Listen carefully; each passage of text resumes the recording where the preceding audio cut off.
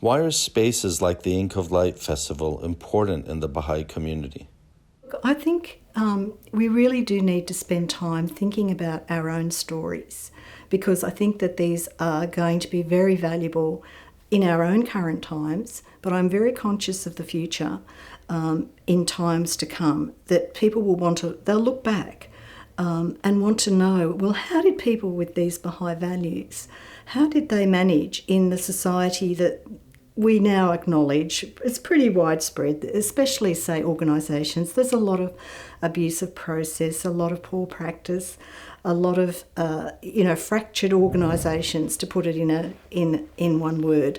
So I am hoping that we can inspire others with our stories. That, well, how did we try and manage with Baha'i values, which are about trying to create peace, about refraining from gossip, about trying to have a vision, an honourable vision. It's how can we do that? And I think we can learn from each other's stories. And I also think for the future generations, I think there will be a great deal of interest in how we did as Baha'is manage in the culture that we live in, because that's something that's never written about. I feel a lot of what we write about is the history of the faith and all of those most worthwhile things. But I think the human interest from us as everyday Baha'is, going about our lives, going to work, facing the same problems that everybody faces, but not drinking, not doing drugs,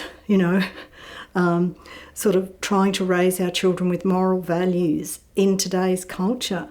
It's just so challenging, and we face those dilemmas every day, and that's why I wanted to focus on a dilemma, to help people see that if you listen to other people, hear their stories, you realise you're not on your own and you can inspire others with your stories. So basically that's what I'm hoping they'll go away with today and feel inspired to write their own stories.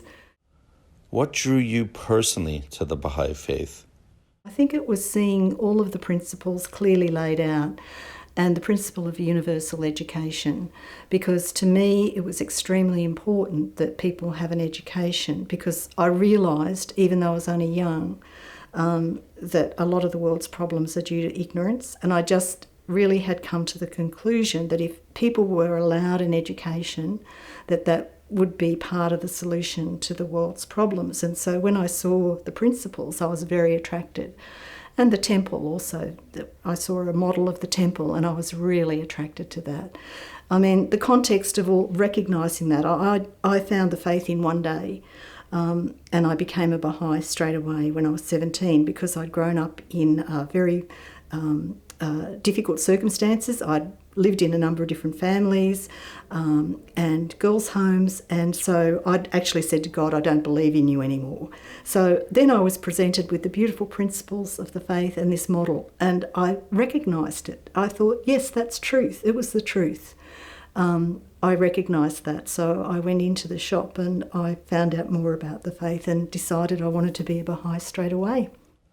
Can you share something about the Baha'i Faith that you've been reflecting on recently? I'm finding, I came into the faith through Paris Talks and Abdul Baha, the simplest books I could read, because I couldn't read Baha'u'llah's writings until maybe 20 years later. So I came in a very simple path, if you like, and it's taken me a long time to realise the importance of the buildings and the Holy Land, and I've been there twice now, and after my last visit I've realised the importance of the institutions of the faith, about if we're looking at how we actually change the world to bring about a better world, then the importance of building up those institutions of the faith. How do you think we can better foster a culture of encouragement?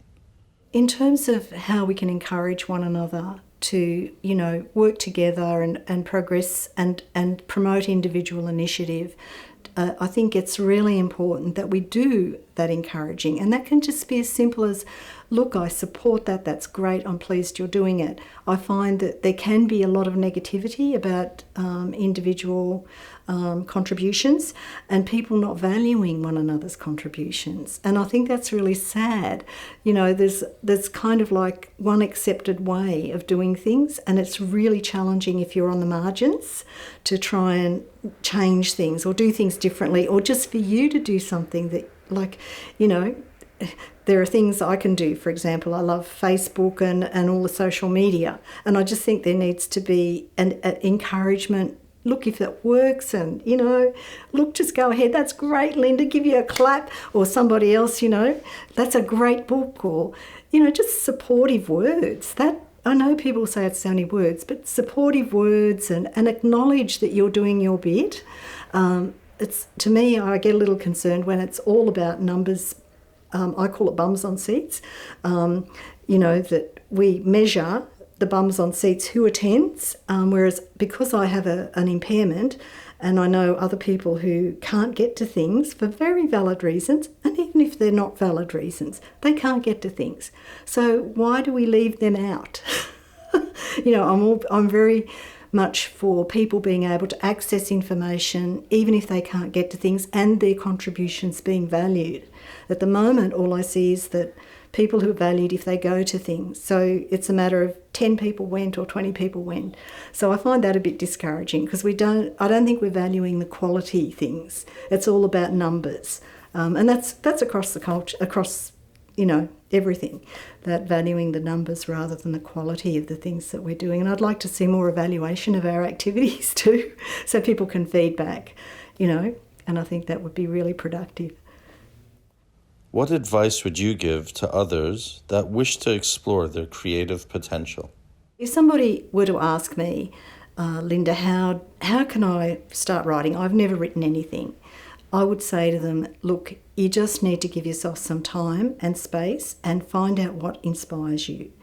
You know, what is it that your heart feels passionate about?